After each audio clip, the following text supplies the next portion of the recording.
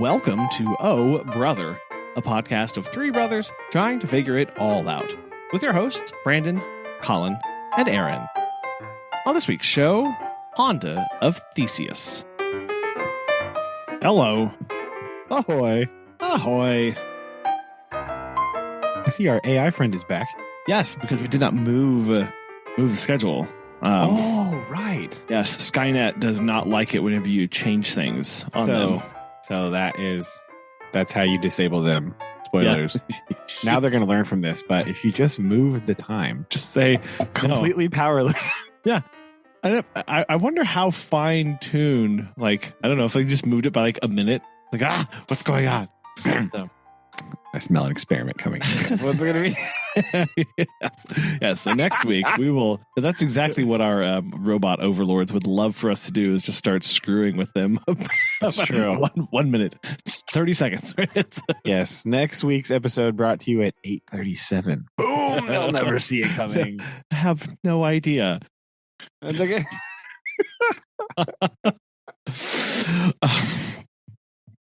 Yeah. They have no idea. And I mean, I also get confused when the schedule changes too much, right? So, I mean, it's only fair that this also happens to the robots, because this happens to me a lot. Not necessarily with our recording schedule. I can handle that just fine. But like work or like other places, like when the schedule changes drastically, I get very confused. I'm like, what's happening? What are we doing? What's going on? Right. Those days at work when we have when a lot of things deviate from the norm, right? Not just like one thing, but when it's like a whole lot of stuff, it's like way different. I'm always like, look at my co-teacher, like my other teachers in my grade, and like, help! What are we doing? What's going on? What time is this? Where we go? What? Well, especially if you're if you're really in one of those of you just have to show up, like you're not really required to contribute much. It's definitely easy to all of a sudden go, wait a minute, like I actually have no idea what on earth is happening right now and what's required of me in this moment. So maybe it's hard. Yeah, it's hard at work because like every other day, it's like the sixth grade is like over here and we're doing our own thing and we have our own kind of schedule. Like it's very different than the rest of the elementary, right? So it's like we're doing our thing, we have our schedule, we have our stuff, and it's like blah blah blah blah blah, and we got it down and we're doing all our stuff. And then whenever other people are like, oh, except for today this is happening, we have to change everything, I'm like, oh, what do you mean? I don't know. It's not what I wanted. Yeah, no. How do I cope with this? I don't understand. No. It's all right. That's fun. It's fun to do that when you just show up and go, okay, tell me what I'm supposed to do now. What's it's even better whenever you like actually show up and they're like, hey, today we're doing this. And you're like, excuse me, what? Yeah. Oh no. Right. Since when? What do you mean? No. Yeah, that is most definitely news to me. So I guess I'll be excited. Yeah, those are traumatic. It's trauma inducing. I don't like it. Oh. And, so terribly sorry. Oh yeah, it's all right. I experienced my own set of trauma yesterday. I filed all of our taxes. So that was it's nice. I bet that's not exciting for a business owner to do with multitudes of employees. Well, so that part we have a payroll company that we use to run all of that. So they handle the W-2s, they handle paperwork to send out to the state and federal government as far as all of that aspect. How handy dandy. But this is, and also Megan and I have decided to make it as complicated as possible in that both her and I would never. I know. I mean, it's not as complicated as humanly possible, because here's the other thing. I fill out all of basically the same forms that like Coca-Cola has to fill out. So some of it's kind of wasted on me. If it's like, this is like the questions of like, how many foreign entities are investing in your company? I'm like, oh, that's zero, right? There's for a lot now. There's a lot of assumptions coming on with this question, and I kind of odd if it's a blanket form. It's like, yeah, how much of this is not applicable to what I'm doing? And most of it is not applicable because are you allowed to fill out NA on all of your tax forms? Is that right? Well, so here's the thing: do they like that? Like, no, they don't. They don't like it. Okay. Because here's the thing: because we are a partnership. We're not just an LLC. We're a partnership LLC. Megan and I own 50% of both of our companies. So I own 50%. She owns 50%, which means that we have to file as a partnership. And they want you. Oh my gosh. And they just want, there's just reams of extra paper so you can fill out of like, here's how many other partnerships are invested. Here's how many other individuals are part of the company. Here's how many foreign entities are involved. Here's how, like, it goes on and on and on. So I have to file I don't file. I have to, one is a reporting, and then I file my personal. Because here's your wonderful tax stuff. Okay, as an LLC, it's a pass through to us. LLC is taxed as an individual at our individual rates. Okay, so that's that. If we were an S corp or C corp, Megan and I would be employees of our company, and we would have to draw, and then we would be taxed at a rate because then we would have to pay ourselves a set thing. Okay. Right now, we just take. I mean, kind of. This is not really my area of expertise, ladies and gentlemen. I'm barely hanging on here. LLCs are just they're taxed at the individual rates. The business is not taxed. I take money from the business and then I get taxed. Okay. If we had an S corp, you get paid. Then the business would pay business taxes. Okay. Yeah, the business would pay its business taxes, and then I would pay my personal taxes from the salary that I pull from them. Okay. So we are not that, right? We're not that complicated. But because we are a partnership, I do have to file this partnership, this stuff. And because the first time we did all this, when we set up the company, we made it, blah, blah, I was entering my taxes that year, and it was like, oh, you need a Schedule K. And I was like, what's a Schedule K? And it was like, oh, you'll get your Schedule K from the business that you got the money from. And I was like, oh, it's my business. That's me. So in January, February, I sit down and I have to basically report, fill out all these sheets that report to the government how much money the company made, how much money the company spent, how much money the company gave Megan, and how much the company gave me. Right? And so I have duplicates of everything because I have one to file for Megan, one to file for me. And because we're 50-50, everything is just split down the middle. And you tell them like how many Schedule Ks you're sending out and when to expect those. So I send that out. So that just reports about the business. Then I turn around for filing taxes and I take those Schedule Ks that I've handed to myself from myself and I fill out those. It's not complicated at all. Yeah.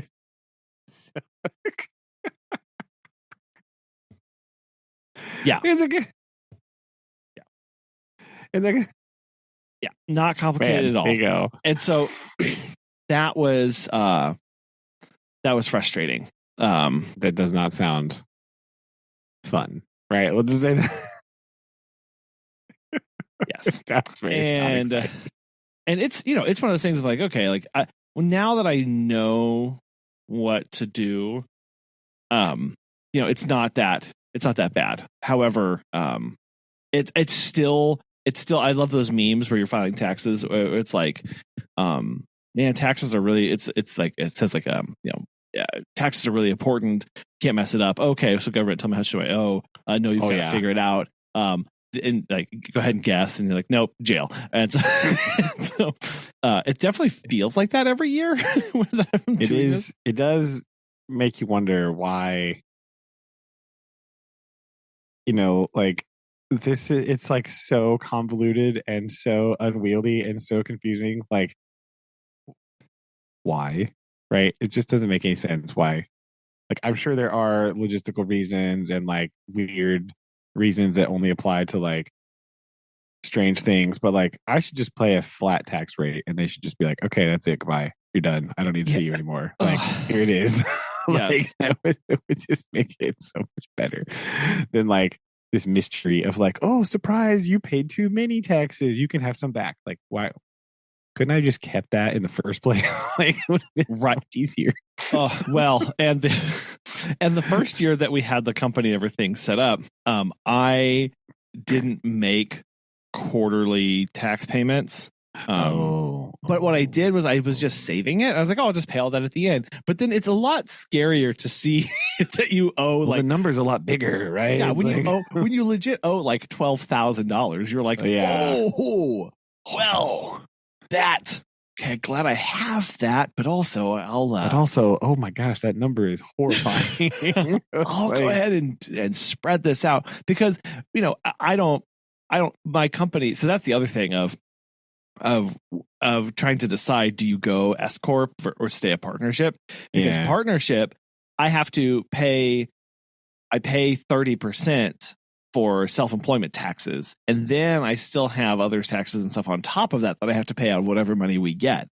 If we did the S corp, the company would pay a corporate tax on its stuff, but then the company would take out all the taxes and everything from me and would actually decrease the amount of money that we get, kind of, but also not really. So there's a lot of again, it makes so much sense. It's so perfect and marvelous, and nothing could ever go wrong. Like what could possibly go wrong? Right. Yeah, that's the other thing too. Of like, I'm not trying. Like, I'm not.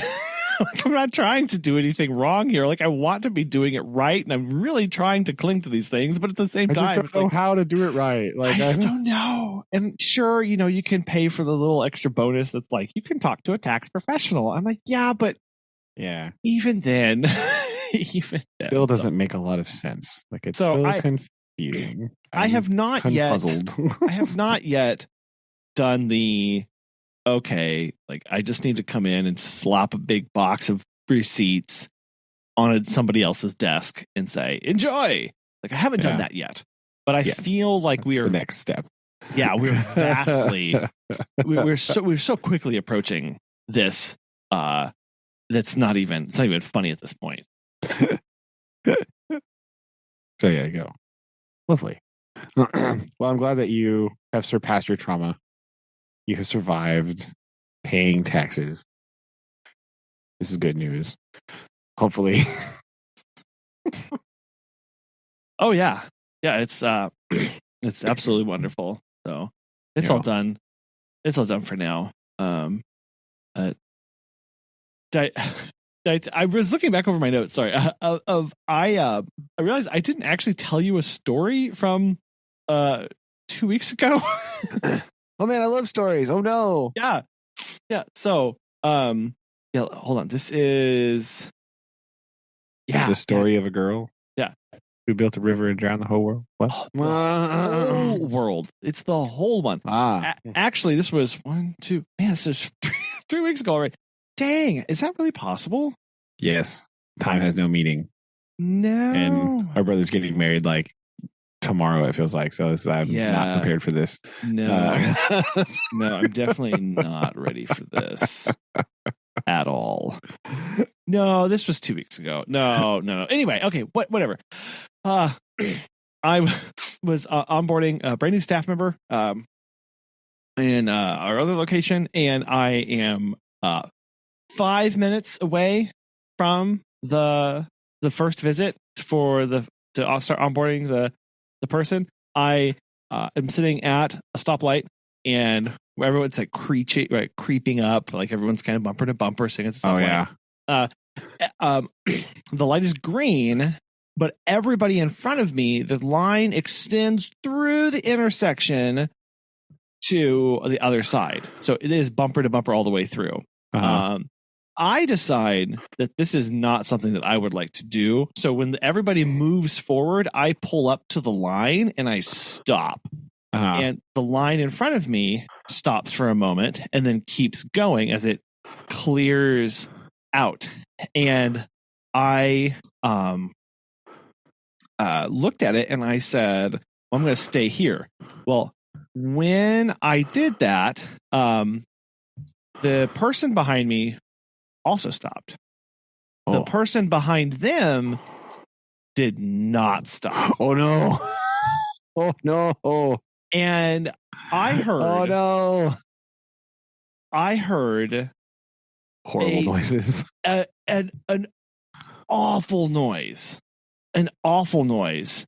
And as the tires screeched, as the first slam hit, and I had the wherewithal to take my foot off of the brake and like give it a little gas, but I couldn't do that because I didn't want to be in the middle of the intersection. Yeah. Well, anyway, the person behind me slammed into my bumper.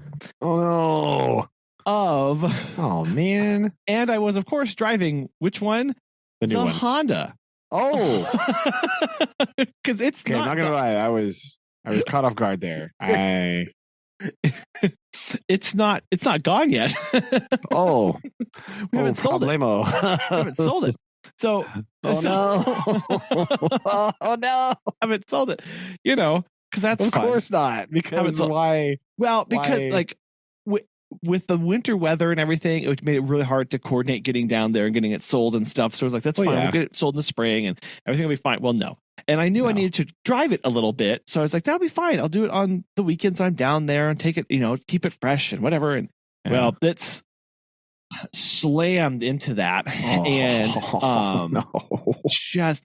was so frustrated. Because it's like, I just was like, are you serious right now? Like, really? Like, this is what we're doing?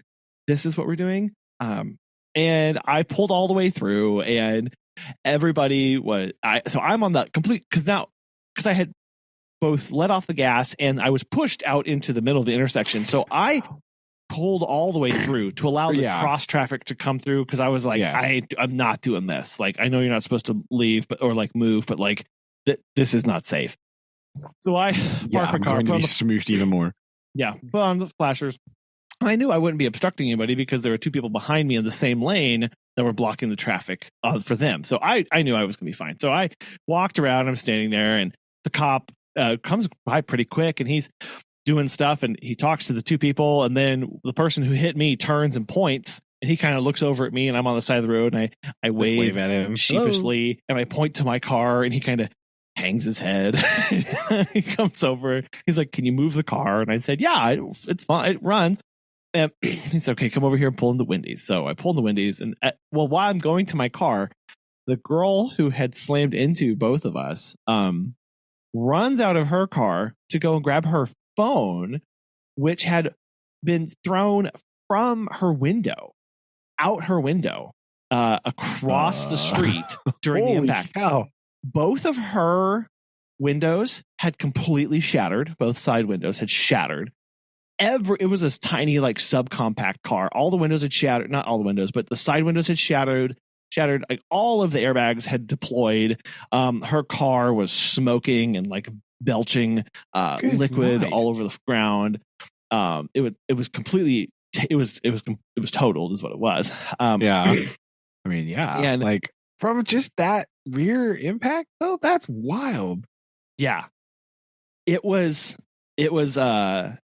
I mean, she was flying. She was going hard. Like, I mean, because I guess, geez, but it was crazy because then I looked at the person that she hit directly, like a direct hit, and it was one of those Chevy HHRs, the PT Cruiser lookalike things. Oh yeah, and that back bumper was just kind of pouting a little bit, like it just turned it down. Meanwhile, this lady's Ford Fiesta or whatever it was completely like slammed in the front. The hood was compressed and they pushed back, and the glass was everywhere.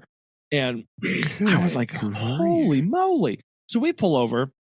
I'm going to take my statement. I'm calling, and now I've got to tell my brand new hire that, like, hey, I'm gonna be late. And I'm starting to get people in line to start getting things covered and contacting things. And the girl who hit everybody was just in tears. She was bawling. And I mean, yeah. Right. And I understand. And soon her dad shows up and he comes over to me.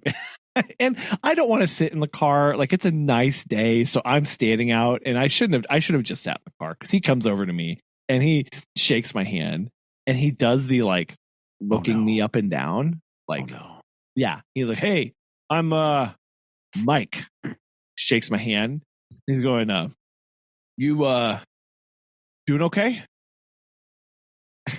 And like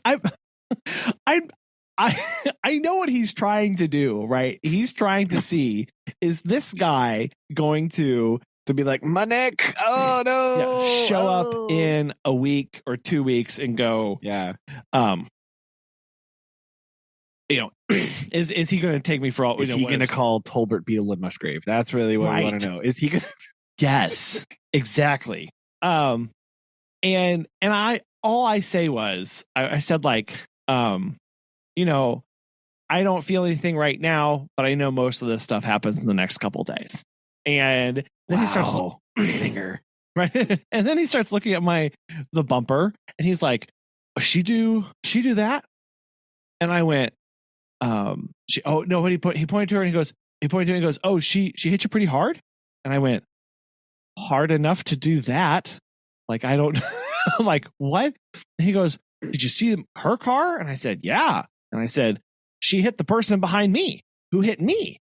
And he looked over, and all of a sudden he goes, oh. And I said, "Yeah, there were two other people involved in this." And he got real quiet at that point and sulked away. You're like, "Oh dear, this is worse than I thought." Yeah, right. And the cop is taking the statements, and by this time the tow truck pulls her car around and drops it, and they're looking at it, and the tow truck driver goes and starts chatting up the police officer, who apparently had just the night before worked a very busy night of wrecks and stuff. Man, they are busy regaling each other with stories, following up on all the citations that they gave out and how much money it's going to cost these people, and they're just having a gay old time over there, and it's a lot of fun. And meanwhile, I'm like, okay, like I want this to be over with, because my car can drive. I'm going to be okay. And the girl I've already contacted my insurance and everything's taken care of, but the girl is sitting on the curb and she's just bawling, and she pulls out her phone and she starts typing on it. And I walked over and I said, "Are you doing okay?" And she said, "I'm fine." And I said, "I'm glad the airbags went off. By the way, what kind of phone case is that?" And she looked at me and I went, "I saw you pick it up across the street, and I want that on my phone, because that thing's a beast." And she started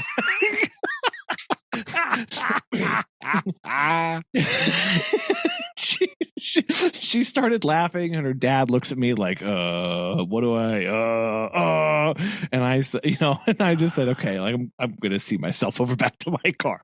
Like, gave my statement, got the little printout thing. I went and I talked over to the lady who had hit me, and she was really cranky and really angry. And I okay, well, I'm gonna just go back to my car. Like, I'm gonna run away now. I don't want, and the cop, his perspective was like, they're all going to get replaced. Like, you all are going to be fine. No one's going home in a stretcher kind of thing. That's his perspective. And I'm like, yeah, at least it's a pretty day and it's not rain. The pretty day. God, no. What do I like? I don't know. I'm awkward in these situations. Well, everyone's awkward in that situation. Like, I've just been smooshed and now I don't know what to do. Like, I don't. Yeah.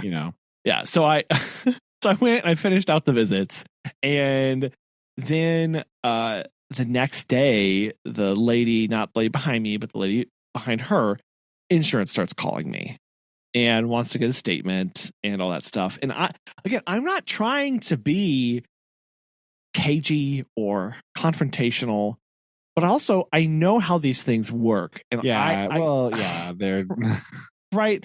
And they're so annoying, because they're used to dealing with people who are cagey and confrontational, right? So they're going to be like real guarded already. Like, "Are you sure? Are you even real? Right. Did you really? Right. To look at your hand and tell me if you're real, right? Like, it's like, oh, so yes. And she starts like, how are you feeling today? And I'm like, I didn't say fine. I said, well, was rear-ended yesterday. And, she's like, distressed. She said, I'm distraught.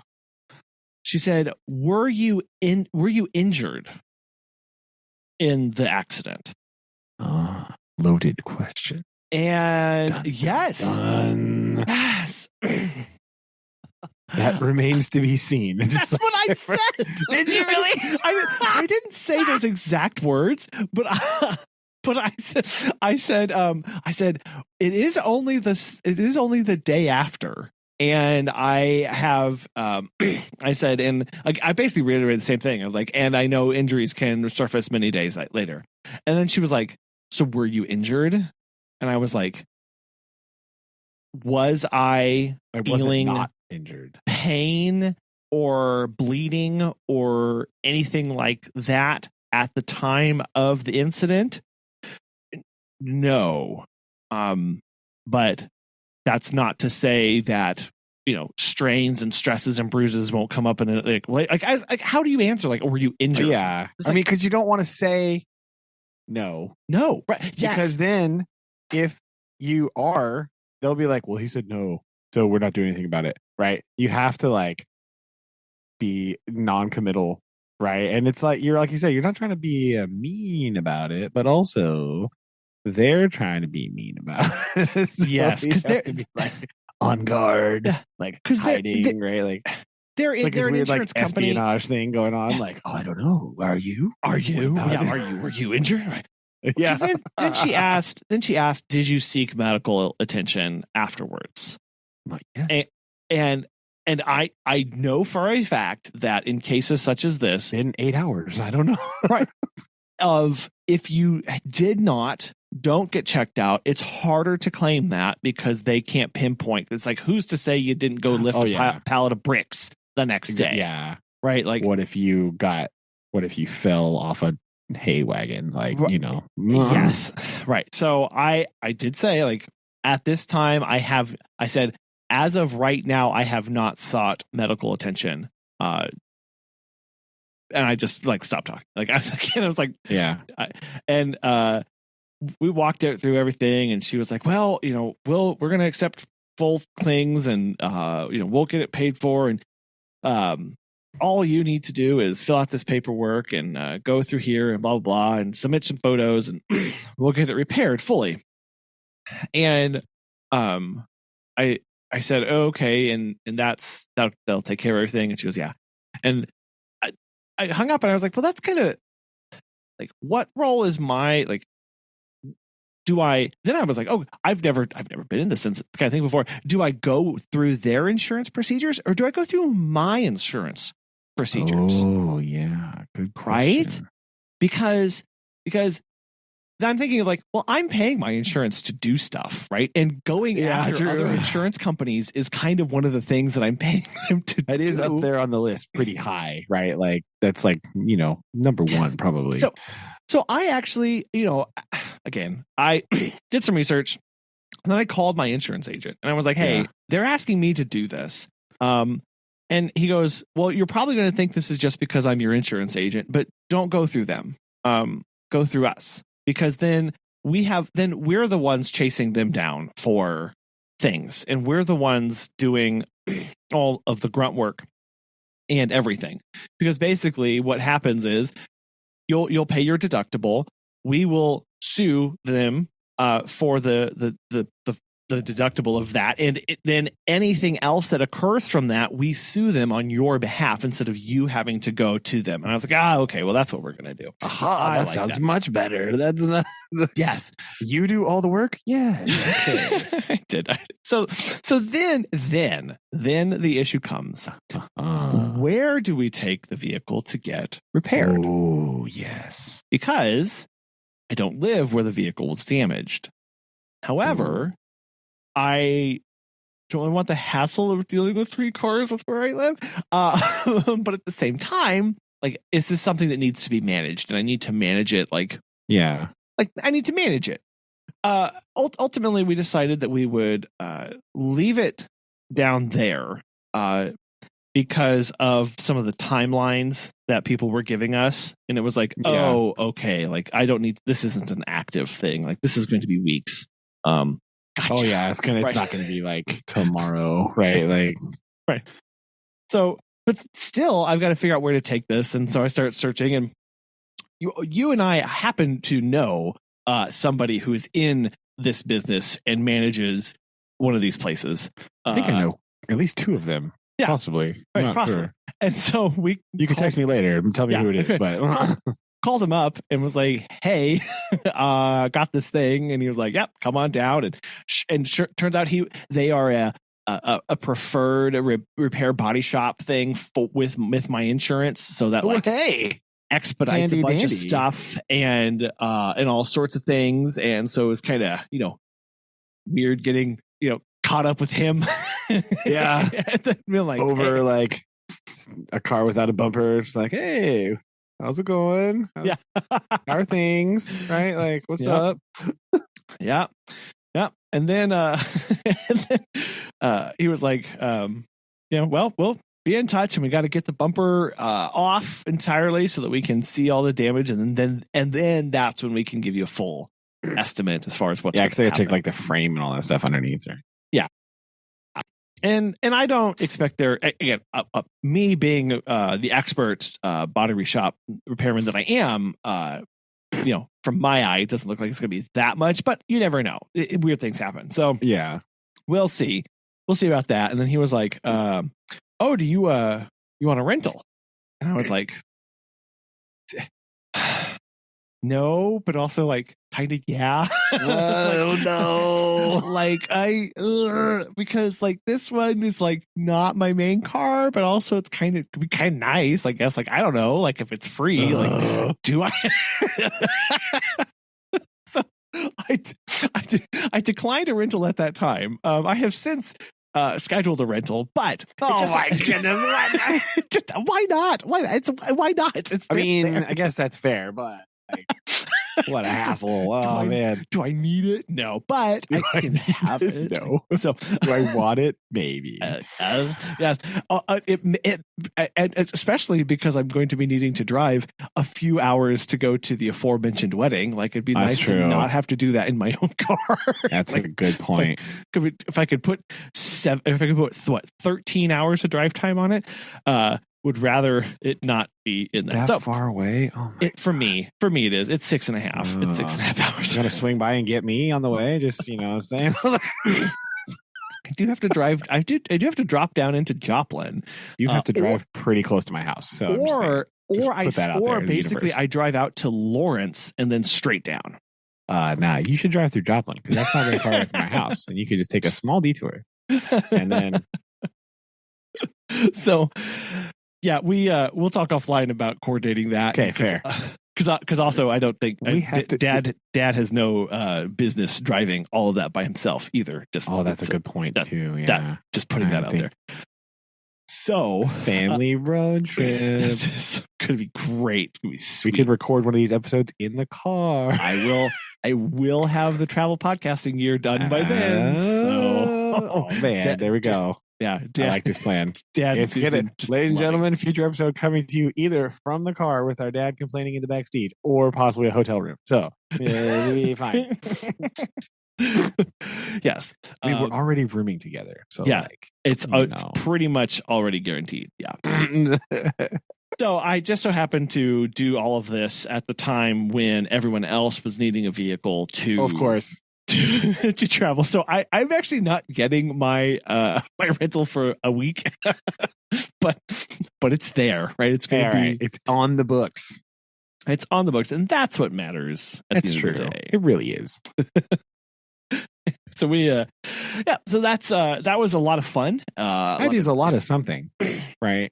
Yeah. And about fun. It was not fun. Not fun at all. And was like when I told the kids. So this just recap for all of those listeners who've been with us for a little while. The Honda has now has a completely new front bumper, grill, radiator, and mostly of its cooling system because I hit a dog going 70 miles an hour. And not like a small dog. No. Like a horse dog. Yeah. Well, right? Like this one. No. Not a horse one because it would have flipped up over the hood. This was the perfect. That's true. Dang this it. was the perfect height for a 2005 Honda Accord front end to just disintegrate, shove into it at 70 miles an hour. Just like it didn't. Yeah, it was great. Yeah. No. So new front cosmetics, and now everybody brand new rear end cosmetics. Look at this. So we're just bumper to bumper refurbishing, like the Honda of Theseus. That was the exact joke I was going to make. This is great. It's like yes. This is the Honda.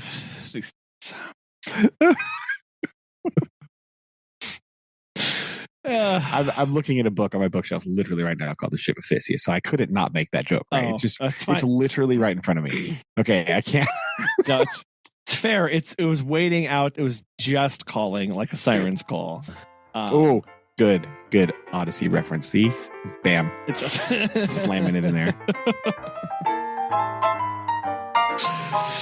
It's all in there for that. So the Honda, it's still trucking along. I still whatever. So it's just doing its thing. It's getting repaired. It's not getting repaired right now. It's just sitting in a shed. It will be getting repaired. Will be getting repaired. So in the future, the future Honda. Odyssey. Anyway. Honda Odyssey too. Oh, that's an actual car. Look at this. Look at this. This is a very Greek automobile, right? This is great. Wow. It's all Greek to me. It is. That's it should be because it actually is, right? It actually, yeah. Don't so we're talking about social studies right now. Like, no, listen, this is actually a thing, right? Like we've been talking about, because like when we talk about like Mesopotamia, there's like a few things that you'll recognize and be like, oh, that's kind of familiar. When we do Egypt, there's like a couple things you'd be like, oh, that's a thing that people still do. When we do Greece, it's like, listen, here's everything that you do in your daily life, but 2,000 years ago. Right? Oh, right.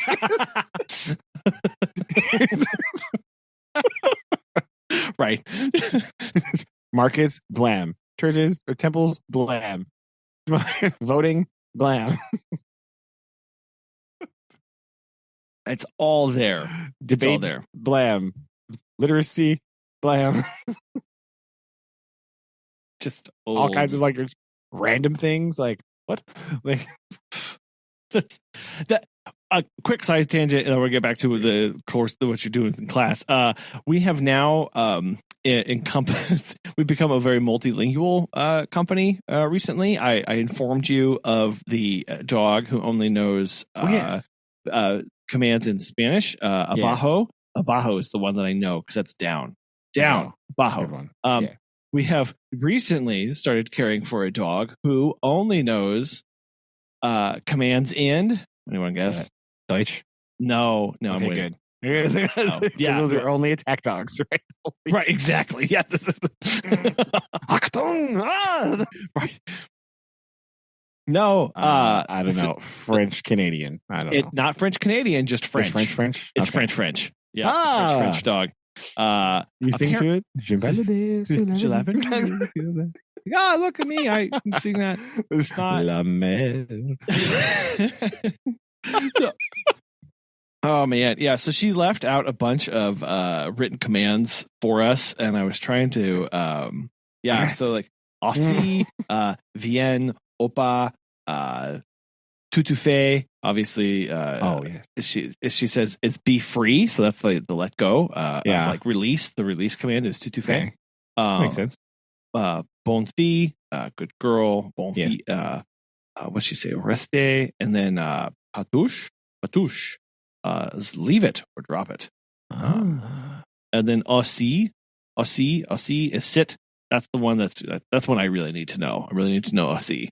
Yes, and remember that. But it's very, so that was very, she was like, oh, she only speaks French. Comment ça va, le petit chien? I was like, un peu, like, kind of really taking this. Salut. Let's go to the supermarché. Oh no! This was made particularly interesting in the fact that this is a trained service dog. It comes from a training company out of Arizona who only trains their service dogs to listen to French.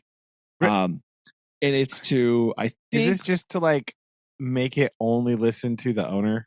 Yes. Okay. Yes. So it's like the reason attack dogs speak German, but less nefarious. Yes. Right. Indeed. Indeed. It's less French nefarious. is just a kinder, gentler language than German. Just a little bit. Yes. Yeah. It's very like, oh, it's very nice. Then all the vowels, right? All the vowels just make it much more calm instead of just like hard consonants everywhere. Oh, right. So then I did have to ask, I didn't want to ask, why do you need this dog?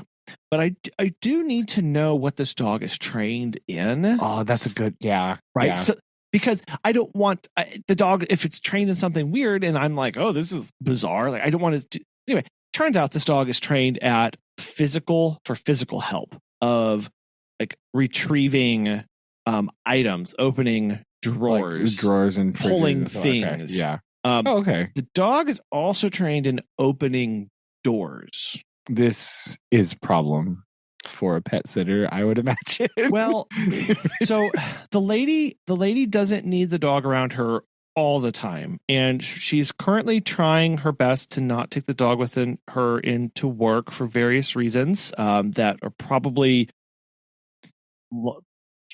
take those to court. Anyway, it also turns out that this dog has some separation anxiety. So we have before us, not only is it a French-speaking, it is a French-speaking standard poodle. So it's smart. That's the most French thing ever. Yeah. It's actually a French poodle. Uh-huh. Sorry, it's not funny, but like it's a French poodle. This is literally every movie trope just it come to life. Yep. Right? The dog's name is Paris. Of course. And she's brilliant. She's poodles are insanely smart. They are insanely smart. So right? I've got an insanely intelligent, anxious French-speaking working dog. This is a combination for problems, right? Yeah. So we did the meet and greet, and we said, okay, like they have little latch handles, the levers, and she was like, we're changing those to doorknobs. We're doing these things, blah, blah, blah. And so we talked about how to do all that. Okay, great. Monday of this week that we're recording, Monday, we get all scheduled. Staff member shows up. I get a phone call. And she goes, I'm either losing my mind or this dog isn't in this apartment. And I went, was the door locked when you walked in? And she goes, it wasn't. And I was like, oh, no. The dog has taken itself for a walk. It did. And Brandon, opened. No. The dog can open doorknobs. Oh my God. Doorknobs. It unlocked. This is terrible. It unlocked the deadbolt. And then unlocked the deadbolt. It managed to get the deadbolt unlocked. And then later, when we were forensically trying to understand what the heck happened here, you can see Clouseau. that I see it this way. on the deadbolt in the yeah, exactly, Clouseau. Yeah, on the deadbolt, the scratches are vertical because the latch flips a certain way. Okay, yeah. Then in between the deadbolt mechanism and the doorknob, she's doing they go horizontal. Oh my gosh! Open the door knob. Oh my gosh! But oh, great! And then she can also that we were trying to figure out, like, because here's where we found this dog. Another tenant at the apartment complex found the dog outside. Somehow the dog had gotten into the stairwell, and then here's the thing: the doors from outside to inside open in. Yeah. Oh, no. They're the I'm sorry. They're the push when you come up to the big like glass doors and you have to push that center bar. The dog. Oh, okay. Yeah. Yeah, sorry. So the dog jumped up and pushed that and then kept pushing the door open and then got outside. So the standby passerby person was like trying to get this dog and was like, oh my gosh, this dog doesn't know its name, it doesn't know anything, and blah blah. It's only speaking for it. Colin comes down the stairs like, oh, Paris, viens ici. I'll see. Ici. It's ici, I see. Easy, yeah. Ah, viens ici, and it just runs to you. Yeah. Ah, exactly. So then we get the dog back, but we show like the person is going to be they're working, right? They're not going to be back for another like 5 hours. So then we've got to figure out like, what do we do? How do we keep this dog in this apartment? And so thankfully, I did come across the maintenance supervisor of this apartment complex, and he was like, "Oh, this sounds like fun. I love crap like this. Let's go do this." And here's what we came up with. First off, the lady had just gotten some anxiety medications for the dog, and was going to try and see if she could make it work without them. So we gave her both of her medications. I turned up the volume on the TV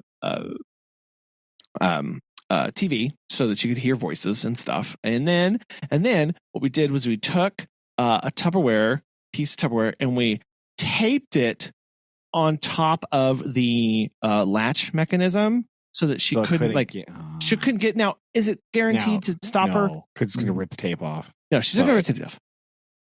But it's something. Additionally, I then was like, she needs to get child doorknob covers. And so I sent her a direct link from Amazon of just like, buy these. Buy this. Right now. Get one of those deadbolt things, but like the hotel latches, but like mount it at the very top of the door. Right. So she can't get it. Yeah. So then though, we're like, well, this dog still has to be unsupervised. And I couldn't get anything because then I was like, well, what if I try and barricade the door from the inside? But I couldn't pull like the refrigerator over, and I couldn't do all this stuff. Like it just wasn't going to work. Couldn't get back in later. So then the maintenance supervisor goes, hold on a minute.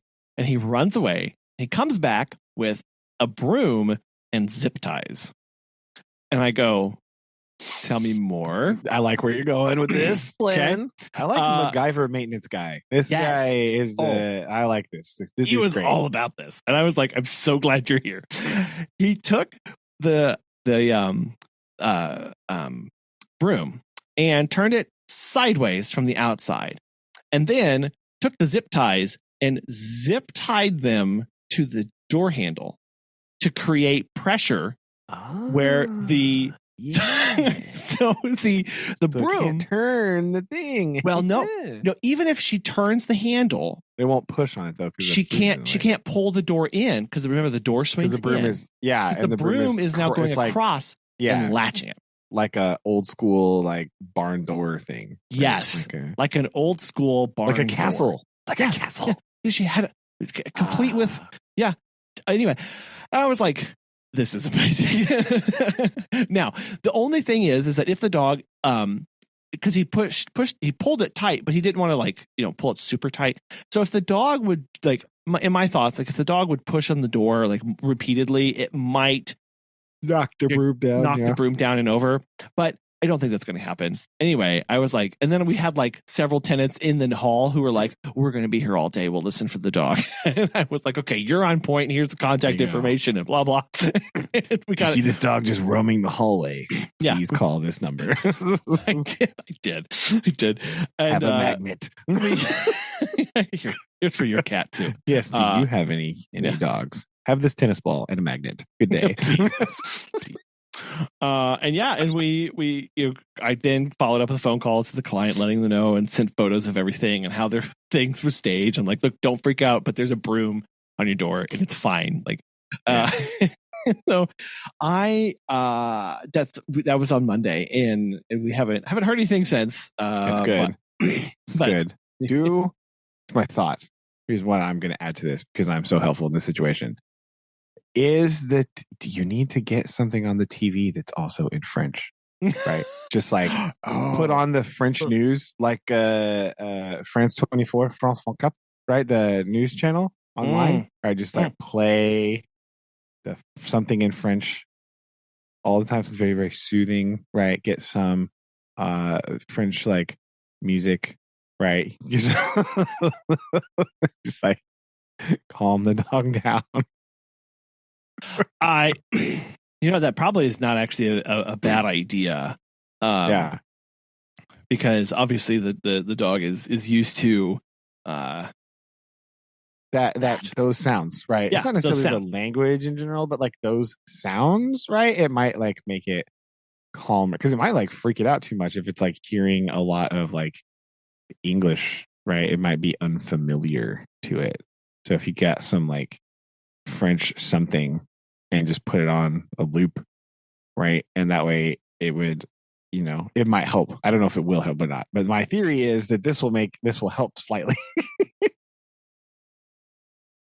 I think it makes sense. I don't see one of those things of like you don't know until you try. Yeah. Right. And for her, I just said, you really need to like basically an hour before you leave, make sure you go ahead and give your dog the medicines. And I know it's not fun to keep your dog drugged up, but also it's also not fun to have your dog running around outside your apartment complex next to a busy road. Yes. Right. And that way you can monitor how it's doing before you leave too, right? If you give them to them that far in advance, right? And I mean, the other problem is hopefully they should last long enough. Like it should be okay, but yeah, but you need to be there while it's taking effect because you don't want to pop it in their mouth because then it's just going to have an hour of massive anxiety as you wait for everything to get kicked in and everything. So, and it was just like, everyone's learning here, but the apartment complex was great and super helpful. And even like the maintenance supervisor and the housekeeping and everybody was just like, yeah, we're going to solve that. Like we're on to it. We're doing this. And like people were giving me their numbers and they were like, if you need anything, just call like blah, blah. And we'll get the dog. And one lady was like, I'm home from work today. I'll watch the dog in my apartment if you need me to. I was like, yeah, you know what? We may need to take you up on that if this dog gets out again. That's true, right? Like that's crazy. Yeah. Man. So anyway, that's wild, dude. It's absolutely wild. Yeah. I was like, this things I was not, did not anticipate to need to be prepared for. But here we are. Man. Here we are. That is insane. Wow. Wow. Yeah. You're so you're going through the your Greek history now? Oh yeah, specifically in class? Yeah, that's what. Yeah, this maybe reminded me of that when you were talking about that earlier. That's what we're doing. We're doing some Athens versus Sparta compare and contrast stuff, right? So that'll be good. And then new this year, we are going to in the spirit of Greece, right? It's very Greek spirit, right? Because I try to think of things. Try to think of some things that like are relevant to that. Like when we do Mesopotamia, we like talk about cities and laws and stuff like that. So they make their own laws for their city they make and things like that. When we do Egypt, they talk about tombs and like religious practices and like the burial stuff because that's all crazy, right? And they do a thing where they design their own tomb and stuff like that. So we're gonna have a debate. It's very Greek, right? Look at that. Oh, yes. We're going to do, I have split the class in half. They don't know this yet. By the time this episode comes out, the two that listen to this they already know. So it's fine. We're going to split the class in half and I'm going to give each of them like half of the class has to represent Athens and the other half has to represent Sparta. And we're going to do a debate to like show who's better, right? That's going to be their goal is like prove who's the best, right? And so I'm going to give them like subcategories. So like, since I've split the class in half, then I'm going to say, okay, here's the 3 categories we need to focus on. I need like, 3 people on this category, 3 people in, like that or whatever. like talk about like the government, right? One's going to talk about like the values and like the things that are important, right? The other one's going to talk about like um military or no, I didn't put that because that goes with values. What did I say the other thing was? I have it written down somewhere. There's the third one. Okay. Oh, it might be economies. Like, how do they make money? Right. Oh, yeah, because that's a big difference. And then they're going to have to, like, those little subgroups are going to have to present their side and argue. So, like, the people that are talking about government, they'll just get up there. They'll talk about how the Athens government works and then why it's great. And then the other people will go, oh, the Sparta government is better because it's this. And then I'm going to give them some rebuttal time. We're going to talk about what that means. We'll see how that goes. I'm not expecting it to go just like smoothly because it's the first time I've ever done this. We just came up with this last week. So I'm gonna fair enough. Moderated debates are hard to do. They're not. Oh yeah. Well, it'll just be fun because it'll be something different, right? It'll be different. It'll be weird and new. So hopefully they'll like it. But it'll be good. We've been doing some like compare and contrast stuff anyway, like all this week, like some big like reading and like you have to like write down and stuff. So they already have sources of information for this that they can use to draw on to prepare their little 2-minute speech they have to give or less, right? That's their time limit. I don't see any of them going over that, but well, you know, who knows? You better have that than like, oh, okay, that's true. 10 minutes later, because there's a couple of them that could potentially talk for a very long time. And it's like, oh no. No. That's not going to work out. We will be prepared for this. Yes. So we're going to test that out, see how that goes. But that's new. That's the new thing we're doing this year. For that. Yeah. Are they allowed to bring up the Peloponnesian War? They are, of course. Okay. Right. We've talked about it a little bit. How one of their favorite things to do was fight each other. So, yes, indeed. Decades and decades. That's one of the things about that of like, man, that lasted a really long time. Oh man, it sure did. And then they'd stop, and then 12 years later, be like, "Nope, just kidding. Let's fight more." Like, oh, I thought we were done with this. Like, what are you doing?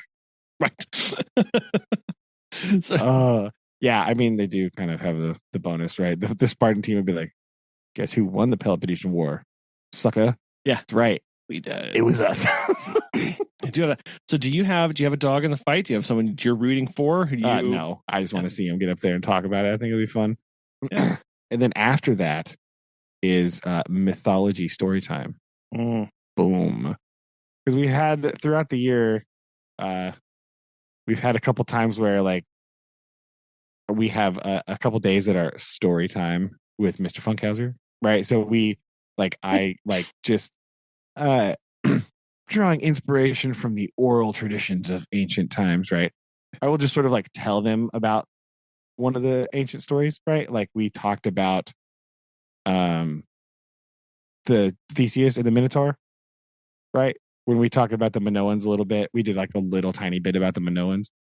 So I told them the story of Theseus and the Minotaur, right? We had verbally, I had little slides I put in the background that were just pictures.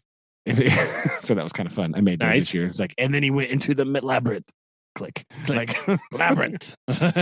Yeah, like some crazy weird picture I found. And then I did one of basically the Iliad, the Trojan War, right? Mm-hmm. We recapped that. So this time it's their turn. I'm going to give them a list to pick from. Like, here are some Greek myths and stories. Choose one of those to tell the class. Blam. And they have a small group so they can like act it out. Last year, some people like acted out the story. It was hilarious. Like of Hades and Persephone, they like acted the whole thing out. It was fantastic. Somebody drew a comic book of the Orpheus and Eurydice story, and it was amazing. They like drew it and then like put it on a slideshow, and they just like told the story and like clicked through the slideshow and showed us their drawings. It was amazing. Wow, so, that's a lot of work. Yeah, it was really good. But I printed that sucker off and kept it because it was amazing. I was like, I'm not losing this. This is too good. But they tell the story, so it's pretty funny. So that will be enjoyable. that's always fun. It's a good end of the year thing because it's like fun and they can present with a partner and stuff like that. So it'll be pretty good. And then we have to talk about the elephant in the room. Our last thing that we do is basically the thing that breaks your internet and ruins your search history forever. It's about Atlantis. Oh no, it's too bad. Good old Discovery Channel special. Oh yeah, you just get a bunch of Graham Hancock videos down your For You page now, just talking about like there was an ancient civilization 14,000 years ago. Like, shh, stop talking, please. I don't. Stop it. All kinds of like Atlantis was real. Like, okay, that's fine. Good for you. Like we can talk about this more later, but like you think the guy that wrote everything that he wrote ever was an allegory for something else? Do you think the story of Atlantis is 100% true? Come on. What are you doing? Everything that Plato wrote was an allegory. Everything. Literally everything. But this is real. Well, but this one see that's how they get you and everything. They also skip over the part where the whole point of that dialogue in Timaeus and Critias is to talk about how cool Athens is and how they're way better than everybody else. Oh, sure. Yeah. That's kind of the theme of the whole thing. So,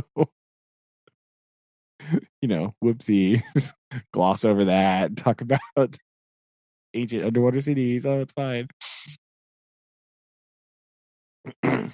But whatever.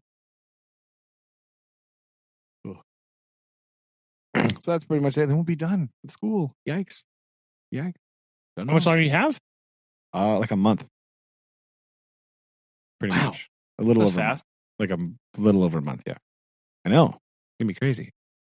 Who knows? They don't have to figure out. Yeah, it's gonna be weird. It's always weird. The end of the year is always weird. No. Just like kind of in this weird spot of like, okay, well, I need to be ready for next year, but I'm not ready to get ready for next year. So like I'm not mentally prepared for that because I just finished this year. So I need to not do that. Well, and especially since you still have to have intense focus to land and finish this year, right? Yeah, I know. And so like, right? Yeah. Yes. You don't want to just be like, okay, whatever, do with something, right? So it's all right. It's just stressful and strange and tiring and like all at the same time. So, it's all right. And there's no more breaks because we just had Easter break and that's the last one. No. That's right though. We did. Last small, here we go. Segue to the end of the episode here, I guess. Okay. Unless you have anything else you want to talk about. No. We did more exploring on Friday. Very fun. Exciting times, yes. Friday was Food Truck Friday once again. Oh yeah. Man. Tell us about that. Yo, this is fantastic. It was like this time. I don't know if it's like this every time or if it was just this time because it was like Good Friday or whatever, but they started at like 11 o'clock. And then they were just going to be there all day until like 8 or 9 at night. So it was way chill. Like we went for lunch and there was just like, there's people around, but like it wasn't the last time we went, it was like at like 6:30 at night or something. And it was like mega crowded and it was like all crazy. And I think there was supposed to be more stuff that night. I think they were going to have like a little bit of live music and everything. But at lunch, it was just like way chill. And, it's really nice. Weirdly relaxing vibes having the food truck on the street by the rail yard. A little weird, but like nice, right? Because they really like cleaned it up and it looks real nice down there. It's also the future site of the city dog park. Oh, according to the sign. So who knew? That you learned Not about? Me. But we did have a bunch of food trucks, so there was probably like 10 or 12 different ones there. Are they returning ones from previous years or new Some ones? of the some of them are like from town, right? They're just around, Oh, right? So like nice. Okay. a couple of them are from town. Like one of them is like a barbecue truck. One of the places in town, they do catering and other stuff, but they also have now they have a food truck, and it's excellent, right? It's very good, right? So but we didn't do that one this time. I feel bad. I always feel guilty because I know the people, right? And like know them, and so every time I see their truck, I'm like, don't look over here because I'm going to this other one. Pang of guilt every time I pass by it. Just hiding your face. Did you veil your head? Yeah, because I'm like, oh, I love you guys, but I want this other thing today. Sorry, no offense, but like, but yeah, it was fun. Susan got one of the taco trucks, and their tacos are like amazing, right? They're really good. And I tried out a brand new truck, yes, from Springfield, right? The London Calling place in Springfield. Yes. They have like the pasties and stuff. Yes. Right. So they have a food truck that comes down here sometimes, and they have the pasty food truck, which is excellent, by the way. However, they have a whole entire second food truck, and the only thing that they serve is fish and chip. What? And yeah, and I'm here to tell you, it's amazing. It was so good. Oh my gosh, it was. It was like distressingly good. I was like, oh no, that's bad. So were they pretty busy there? Or not at well, we went about like we went a little closer to 1. I think they had been quite busy a little before that, and from what people were saying, they were going to be busy again later. So I think a lot of people went later, like in the evening. But I think they were just like steadily busy for quite a while. So I know I heard a lot of people were going, and a lot of people went, and I talked to people at school that said they went, and so like so that was good. So yeah, it was pretty good. There's also a churro truck that just makes only churro. Yeah. So good. So we got some of those too. I do like a good churro. As one does.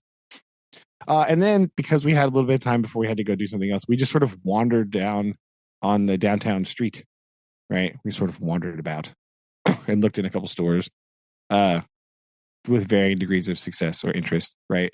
One of them is like a really weird store. Like, I guess Susan says it used to be like a department store of some sort, like a Sears or something. You can definitely tell by the layout of the store. So like the layout, like if you disregard all the things that are in the store, the layout, it's like the downstairs is like this big room. And then upstairs, it goes upstairs and there's like a catwalk that goes around in like a U shape. And when you're upstairs, they're like these little cubbies, right? It's like a 10-foot section of like, and then there's a little stub wall, and then there's like another 10-foot section, and the carpet is different in every one. And she said it used to be like the showrooms for where they would put furniture sets. Oh, right. Yeah. Yeah. So like each different one would be like a different thing. Oh, that's right. They still have that. So the setup is still the same. Yeah. All the other stuff. So like the bones of the building are still set up that way. Oh, that's so it's cool. like you're sort of walking around being like, this is weird. And it's kind of like a thrift shop secondhand store, but they also are running a t-shirt print business in there. And so it's like the downstairs is very cluttered, and they're doing most of their business with t-shirt sales, I think. Right. Because like downstairs, it's real weird because like downstairs is like all the normal, like nicer stuff. And if you do go upstairs, it's kind of like the other stuff. So it's a tale of two floors. Like the upstairs is a little bit like what the heck is going on? Like it's just kind of like junk, right? Like, but there's stickers on it to sell, but it's like, why? Yeah. And then because it's me, every once in a while you're like, I do kind of want that though. Like that's kind of actually. How did they know? Yeah. But downstairs it still has like the big long glass counter. Oh, right? Nice. So it's like really cool. So you can kind of tell what it was before. And then upstairs, the most maddening part is upstairs. There was like another door to like the third floor, but it was closed. But there was no like keep out sign. And I really wanted to go up there, but I didn't want to get kicked out of the store either. But I really wanted to go up there. Wow. She said that's probably where like the offices and stuff used to be like a long time ago when it was a Sears. Because like downstairs was the sales floor, and then the middle was the showroom, and then upstairs was probably offices and stuff. From what her and her mom said, or her mom said that because she would remember it. But well, you remember kind of just the Macy's famous bar where their offices were kind of in that back around that back corner. Yeah, back area in that thing, and then there, yeah. And the break room was back over there. So that's she said her mom said we were telling her mom about it, and she said that's probably the offices. That's where the offices most likely were upstairs. But I really wanted to go up there like real bad. Well, I didn't, but I wanted to. Yeah, I mean, this is the calling of the shut door of going. I know. I need to see if this is like. I just need to know if this is locked or not, right? Because that's going to tell me a lot about the expectations. I mean, it was a door, and it just had like like those little screen doors, just like the little hook latches. You know what I'm talking about? Yeah, it was just that, but on the outside. Oh man! So like, I could open that door, no problem. Yes, and nobody would have known. Oh, but again, I didn't really want to get kicked out of this. Yeah, it would be a little awkward. Well, now that you've been there, right? It doesn't matter if you get kicked out. It's not like you're missing anything. Oh, sure. I know what else is there. True. So yeah, that's what it was kind of interesting. We just wanted to check out that store because there's a couple of random stores like that down there that we like drive by and like, I wonder what's in there.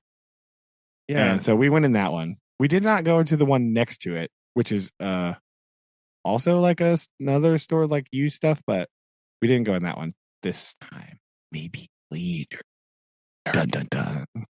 We did, however, go to the old 5 and dime store that's still there. Right? Really? Yeah. And it was kind of distressing because it was exceptionally empty in there. Oh. It was kind of sad. Because like even a few years ago, it was like full of stuff. Right? And like now it was like very empty. And we were like, oh no. The store's really cool. Right? Yeah. And it's like, it's definitely old.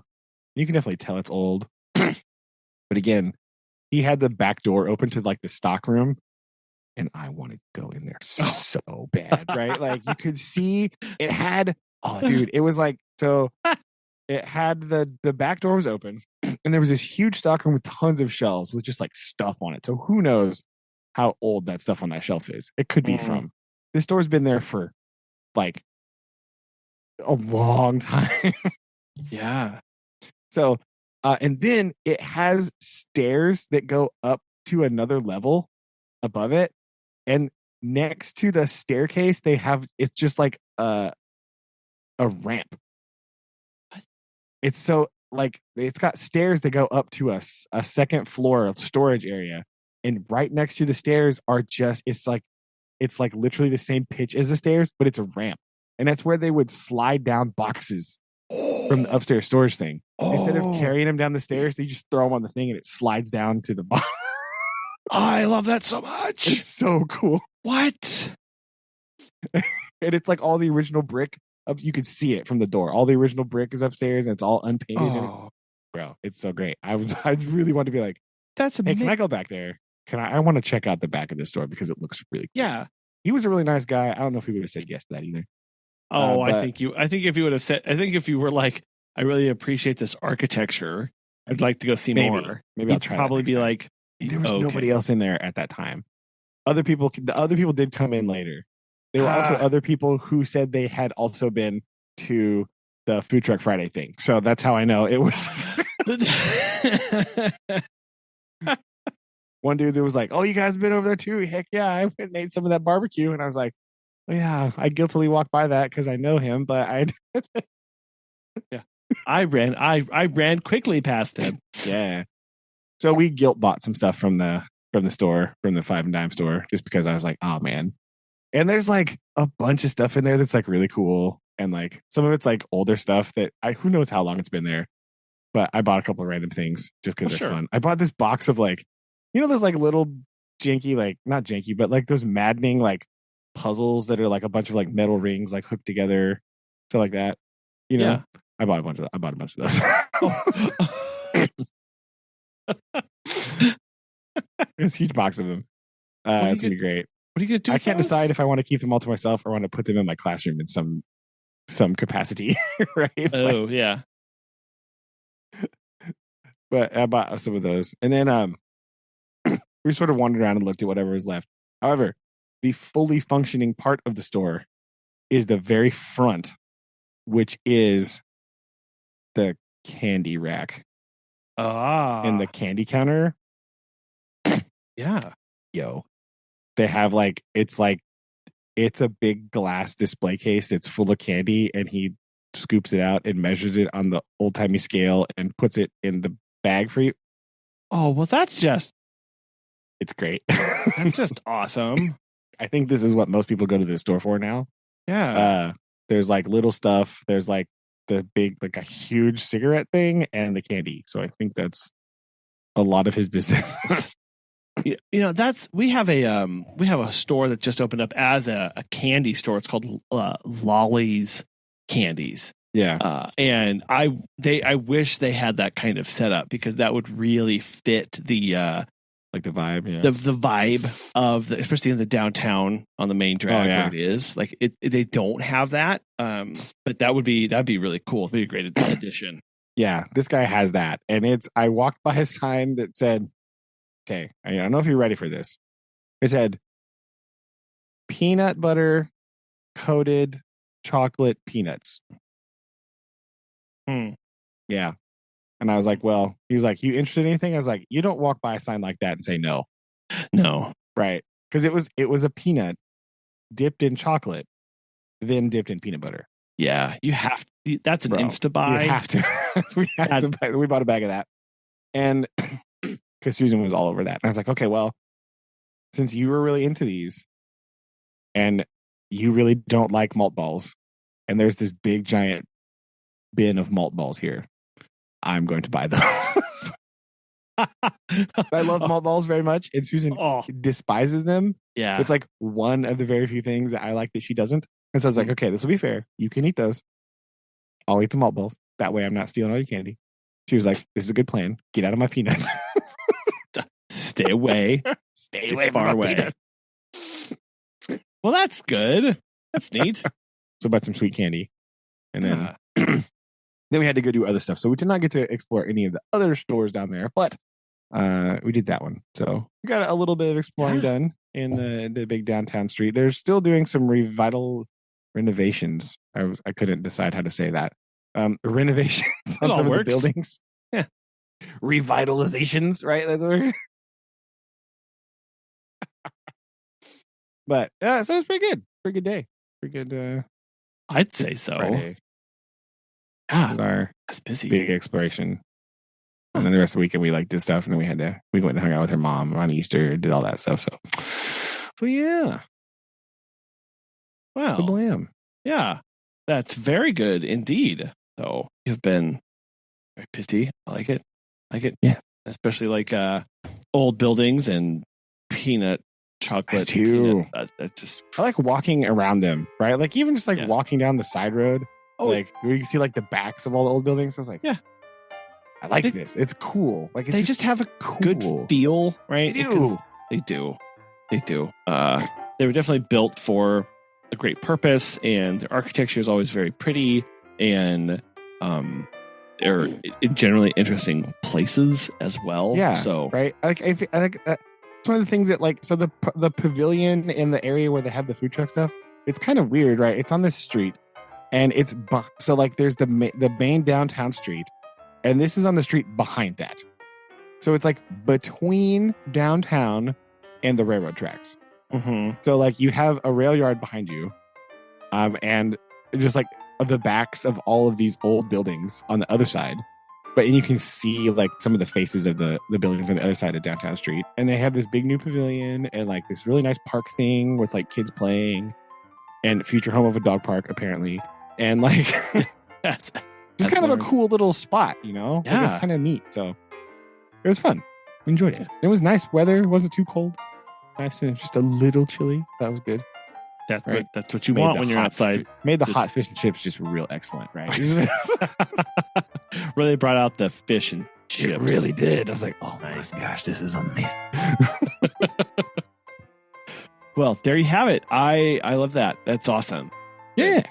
Okay. So recommendations this week: learn French, go downtown. Sure. I'll get on that. I'll see if I'll dust off my French chops here. Same. I feel I was like, well, this is gonna be a weird staff meeting. Be like, okay, everybody, this is an excellent agu. How we say that. A little bit outside of our normal repertoire, but we'll make it work. True. It'll be all right. Very good. Écoutez-moi. No. Oh, it's gonna be. This is what that's gonna be. So on that bombshell, we'll leave that. Okay. Love you. Love you too. Bye. Bye.